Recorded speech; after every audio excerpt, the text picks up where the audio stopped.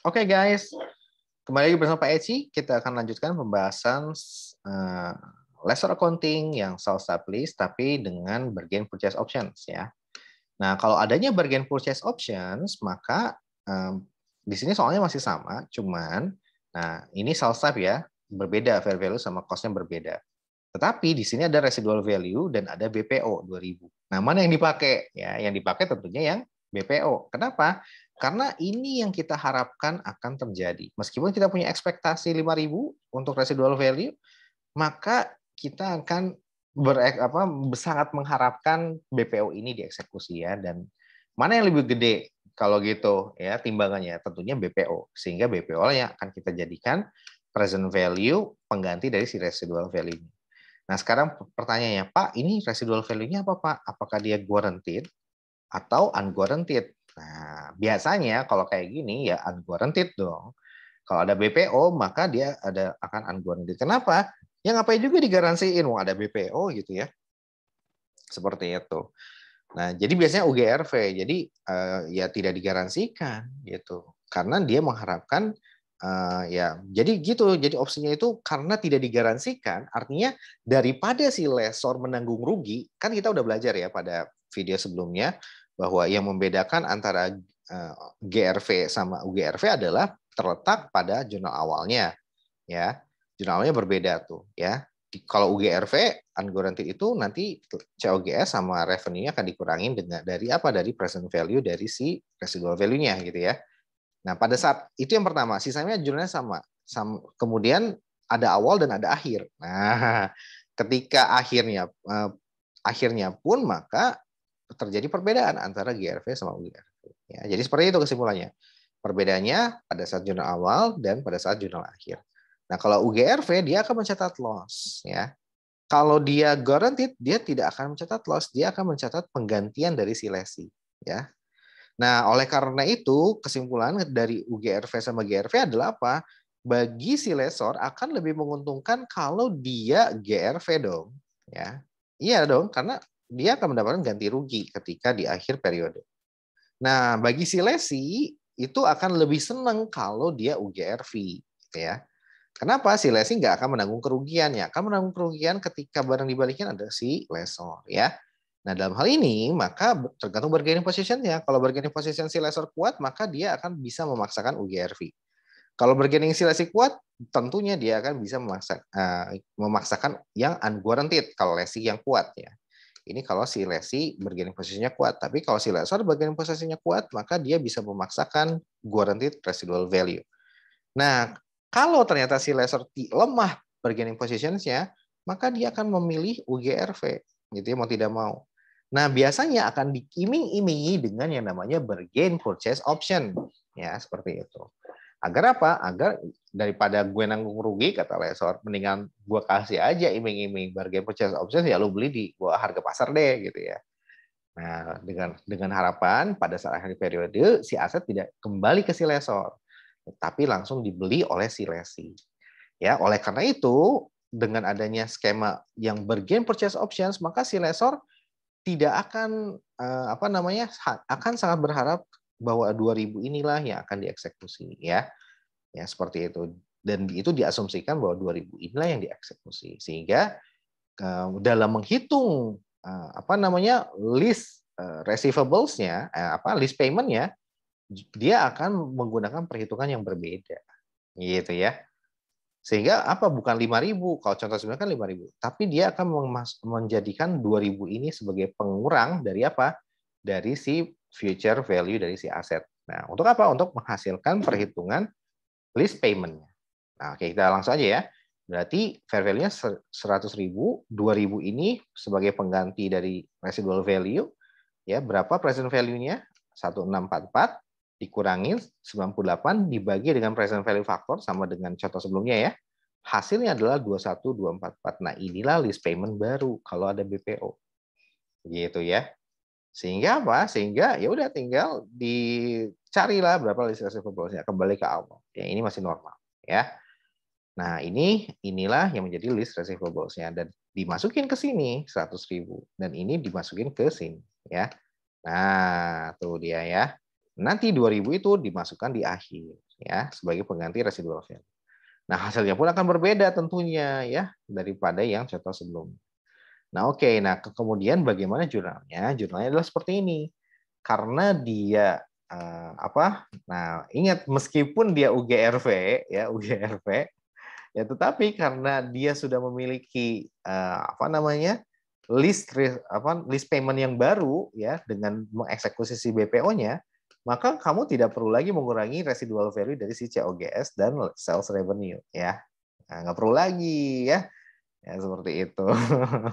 Karena ini udah masuk unsur BPO ya seperti itu. Nah, sehingga ya udah kita memiliki keyakinan tinggi dan bisa diestimasi, ya udah kita bisa mengakui sebagai sales revenue.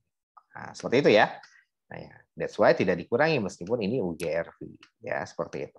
Oke, nah jurnalnya masih sama, list receivable si catat, COGS, inventory pada sales revenue ya.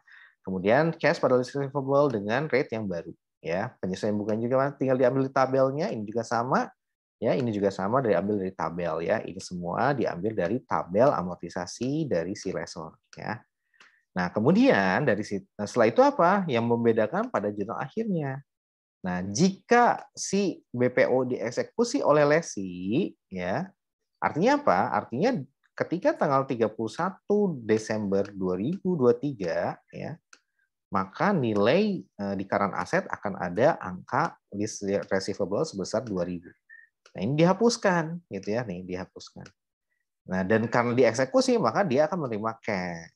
Ya seperti itu, bukan inventory ya. Kalau di tanpa BPO biasanya dia menerima inventory ya, tapi ini kalau BPO-nya dieksekusi. Kalau BPO-nya nggak jadi dieksekusi, maka dia akan mencatat inventory. Nah, berapa inventory-nya? Bukan senilai residual value, karena residual value sudah tidak kita pakai, tapi kita lihat berapa fair value saat itu. Ya tinggal kira-kira aja sih sebetulnya mah. Nah, kebetulan misalkan fair value-nya ada 5.000, ya udah tinggal dihapuskan aja. Kan list receivable sisanya adalah 2.000 ya. Nah, berarti list receivable dihapus ya. Kemudian sisanya masuk ke gain. Nah, Pak, bagaimana kalau ini 3.000, Pak? Kalau ini 3.000 berarti gain-nya 1.000 ya. Kalau ini 2.000, Pak, gimana Pak? Kalau ini 2.000 ya sama impas ya. Kalau ini 0 gimana kalau ini 0? Ya kalau ini 0 berarti ini apa namanya? Udah nggak usah lagi ya, ini tinggal dihapus ya, tinggal pakai loss aja diganti. Nah gitu, itu kalau apa si fair value dari inventory-nya 0 ya, seperti itu. Ya udah deh gitu ya, jadi gampang banget ya seperti itu. Nah oke, selanjutnya adalah bagaimana kalau dia merupakan BP udah ya. Nah operating list. Nah ini kalau operating list. Nah contohnya kita baca dulu ya. PT SIP ya, kita asumsikan PT Ayo menyewa traktor ke PT SIP, berarti PT Ayo sebagai lesi, kemudian PT SIP sebagai lessor ya. Nah di sini perjanjian sewa non cancelable selama 4 tahun. Pembayaran sewa dilakukan dengan annuity due ya, kemudian nilai wajar asetnya 40.000, manfaat ekonomisnya 6 ya. Dan dia unguaranteed ya, residual value. Cost of assetnya 30, berarti ini kalau kita finance lease ini sebagai sales type ya, kalau finance lease. Tidak ada opsi BRO atau renewal options. Nah, implicit trade PT SIP ya, si lessor ini, lessor ya. Itu diketahui PT AY 8%. Nah, dan nilai manfaat asetnya adalah 0. Asumsi dengan perusahaan menggunakan metode cost. Nah, kita analisis dulu transaksi ini ya, saudara-saudara sekalian. Kita analisis dulu bahwa yang apakah ini dikategorikan sebagai finance lease atau ini dikategorikan sebagai operating lease ya. Oke, kita analisis dulu pertama ya. Oke. Hub. Oke, muncul. Pertama, apakah ada transfer? Tidak ada ya, tidak disebutkan. BPO ada nggak? Nggak ada. Ada juga bargain renewal options. Ya, ini berarti salah ya, maksudnya itu bukan centang tapi X ya, ini salah, tidak terpenuhi, ini tidak terpenuhi. Kemudian masa sewa nih, ini 4, ini 6, tinggal dibagi aja 66,67%, ini juga tidak terpenuhi. Nah, lewat dulu nomor 4 as always ya. Nomor 5 sekarang, apakah ada alternatif penggunaan? Di sini tidak disebutkan ya, tidak ada alternatif penggunaan. Nah, karena tidak disebutkan dan di sini ada keterangan tambahan sih, lessor bisa menggunakan aset pasca sewa. Ya ini sebetulnya harusnya ditambahin ke soal di atas ya, tapi ya udah nggak apa-apa. Ini kita anggap tidak juga berarti lessor memiliki penggunaan aset, berarti syarat kelima juga tidak terpenuhi. Tinggal syarat keempat sekarang ya, apakah terpenuhi atau tidak? Tadang, kita lihat ya. Oke, dari situ kita bisa lihat ukur nih ya, kita hitung dulu. Oke, berarti kita bikin tabel pembayaran sewa ya, seperti apa? Ya kita hitung. 40.000 ini fair value-nya dikurangi dengan residual value yang 8.000 ini ya. Nah, berapa? Pakai yang mana, Pak? Pakai yang 4 tahun ya. 4 tahun dan 8% ya. Hasilnya adalah 5880.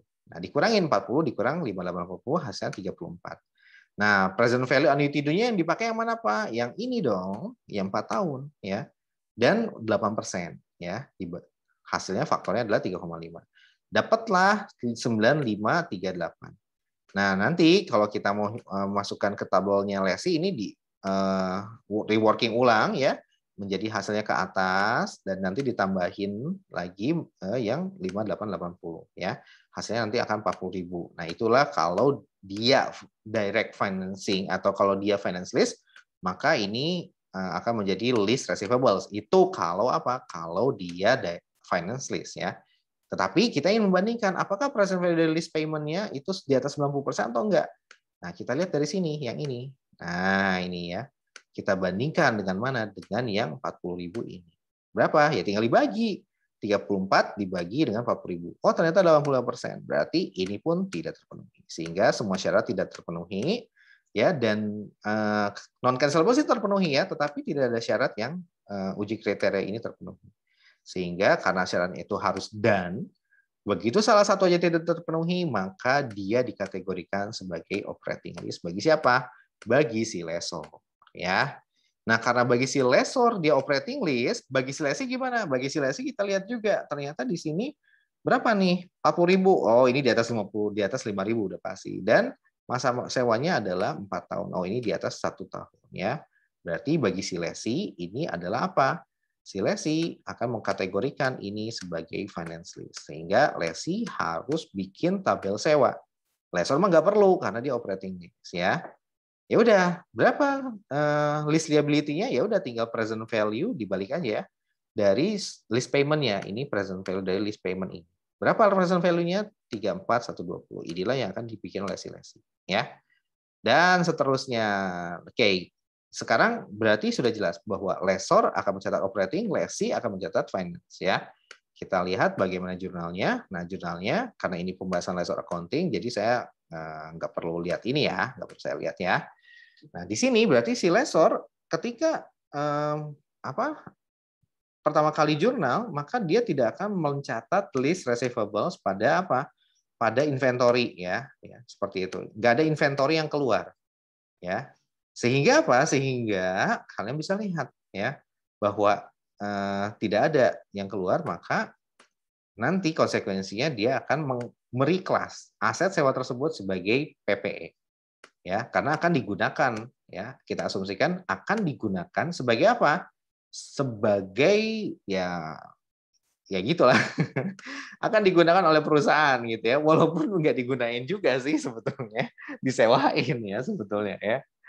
Nah, oke lah, tapi ini kita asumsikan saja demikian ya, kita asumsikan saja demikian ya. Oke. Baik, nah sekarang gimana Pak? Ya udah, asetnya berarti tidak keluar dari buku si lessor, itu yang ingin saya garis bawahi, bahwa tidak ada inventory yang keluar, itu tidak ada ya, berarti aset akan menjadi milik berada di buku si lessor. Maka ketika pembayaran lease payment, si lessor akan mencatat cash karena dia bayar di awal tahun, maka cash pada unearned ya. Performance obligations ya, ingat lagi PSAK 72 belum terpenuhi sehingga masih kita catat sebagai unearned. Nah, barulah ketika di akhir tahun kita akan mengakui revenue. Ya, berapa revenue diakui? Ya senilai 95 ya. Tinggal dibalik aja unearned pada list revenue. Nah, di sini ada depresiasi saudara-saudari ya. Depresiasinya apa? Ya sudah tinggal dibagi aja 30.000 dibagi dengan masa manfaat aset. Sedangkan kalau si lessee justru dia mencatat ROU juga. Artinya kalau untuk kondisi lessee finance lease, lessor operating lease, alhamdulillah. Bilang yarhamukallah atau guys ya di kumul. Baik, kalau si lessee finance lease, maka dia akan mencatat ROU. Kalau si lessor operating lease tidak mencatat, dia akan mencatat aset di bukunya si lessor.